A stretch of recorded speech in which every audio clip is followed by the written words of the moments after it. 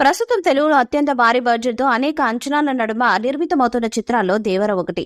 RRR వంటి biggest block buster hit అనంతరం young tiger junior NTR నుంచి రాబోతున్న సినిమా ఇది. ఎన్టీఆర్ ఆర్ట్స్, యువసుధ ఆర్ట్స్ బ్యానర్లపై మిక్కిరెడ్డి సుధాకర్, కోసరాజు, హరికృష్ణ, నందమూరి కళ్యాణరావు నిర్మిస్తున్న ఈ చిత్రానికి కొరటాల శివ దర్శకత్వం వహిస్తున్నారు. దేవర 2 పార్ట్స్ గా రాబోతుంది. ఈ చిత్రంలో దివంగత నటి శ్రీదేవి కూతురు జాన్వీ కపూర్ హీరోయిన్ గా యాక్ట్ చేస్తున్నారు.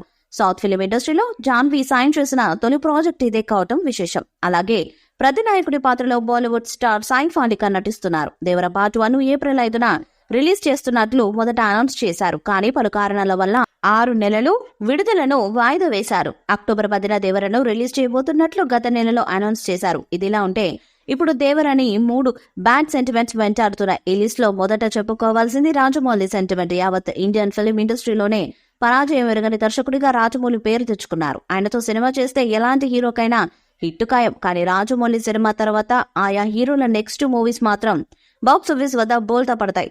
ఈ బ్యాడ్ సెంటిమెంట్ గత 2 దశాబ్దాల నుంచి కొనసాగుతూనే ఉంది. ఎన్టీఆర్ చివరిగా రాజమౌళితో RRR చేశారు. ఇప్పుడు దేవర చేస్తున్నారు. దీంతో రాజమౌళి సెంటిమెంట్ రిపీట్ అయితే దేవరకి నష్టమే. అలాగే దేవర సినిమాలో ఎన్టీఆర్ ద్విపాత్ర అభినయం చేస్తున్నాడు. ఇందులో తండ్రి కొడుకులుగా ఆయన నటిస్తున్నాడనే టాక్ బలంగా ఉంది. అయితే గతంలో ఎన్టీఆర్ ద్విపాత్ర అభినయం చేసిన శక్తి, ఆంధ్ర వాళ్ళ చిత్రాలు ఫ్లాప్ అయ్యాయి. దీంతో ఇది కూడా దేవరకు ఒక బ్యాడ్ సెంటిమెంట్ గా మారింది. మరోవైపు దేవరను రిలీజ్ డేట్ సెంటిమెంట్ వెంటాడుతుంది. అక్టోబర్లో దసరా కానుకగా ఈ మూవీని విడుదల చేస్తున్నట్లు ఇప్పటికే ప్రకటించారు. కానీ కెరీర్ పరంగా ఎన్టీఆర్ కు అక్టోబర్ మంత్ అస్సలు కలిసి రాలేదు.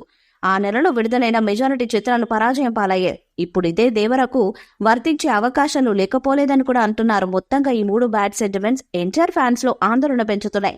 మరి ఎన్టీఆర్ వాటిని బ్రైట్ చేసి చరిత్ర సృష్టిస్తాడా లేదా అన్నది చూడాలి. ఇక ఈ సినిమాలో ఓ పాట కోసం ఏకంగా 7 కోట్లు ఖర్చు పెడుతున్నారు. ఎన్టీఆర్ సినీ కెరీర్ లోనే ఒక పాట కోసం ఈ స్థాయిలో ఖర్చు పెట్టడం ఇది మొదటిసారి. ఈ పాట కోసం ఇప్పటికే రామోజీ ఫిలిం సిటీలో భారీ సెట్ వేశారు. గంగాదేవిపై సాగే ఈ గీతంలో ఎన్టీఆర్, జాన్వీ కపూర్ కనిపించబోతున్నారు.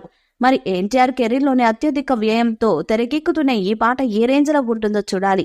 ఏదేమైనా ఎన్టీఆర్ కెరీర్ లో ఇది స్పెషల్ సాంగ్ నిలవబోతుంది. ఈ సినిమా దసరాకి రాబోతుంది.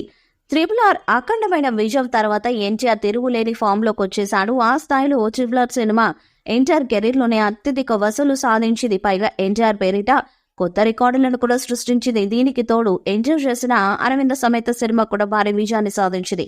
మరి కొరటాల శివ దర్శకత్వంలో వస్తున్న ఈ దేవర సినిమా ఏ రేంజ్ హిట్టును సాధిస్తుందో చూడాలి. ఈ వీడియోపై మీ అభిప్రాయాన్ని కామెంట్ బాక్స్ లో తెలియజేయండి.